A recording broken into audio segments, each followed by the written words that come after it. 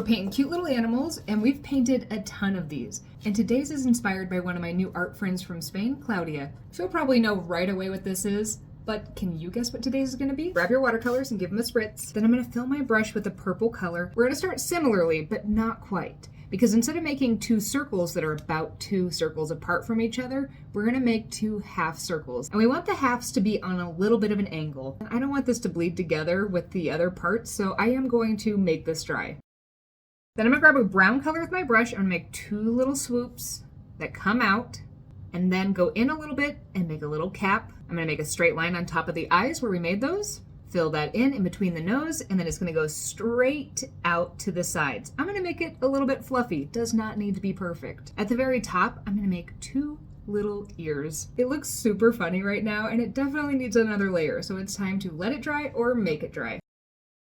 I'm gonna make 2 smaller half circles inside of those eyes using some black, and I'm also going to add a little bit of eyelashes. I'm gonna make a slightly darker brown color, and I'm gonna come about 1 circle down from the bottom of the eyes. And in the very center, I'm gonna make this rectangular shape that has rounded edges and is a little bit thicker at the bottom. In that rectangle, while it's still wet, I'm gonna grab some black with my brush, and I'm gonna tap it just on the top 2 parts and along the bottom. If you do this while it's still wet, it should bleed together a bit. Then I'm gonna add in a background. I think pinks and purples would look great with this. Then one final time, we need to let it dry or make it dry.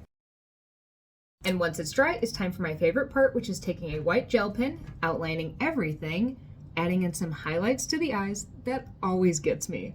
It's always so cute. And I'm also going to add in the snout details by making some little C's that kind of interlock, and lots of whiskers. This is one of my favorite critters in the series, but I do think that's because Claudia actually used this as a way to entertain me while I was sick with COVID. She actually issued me a bit of a challenge to paint one, and then we shared them together. And my first attempt looked a lot more like a squirrel than a capybara. So keep that in mind. Sometimes you gotta try it a few times before you get all the shapes right. And thanks, Claudia.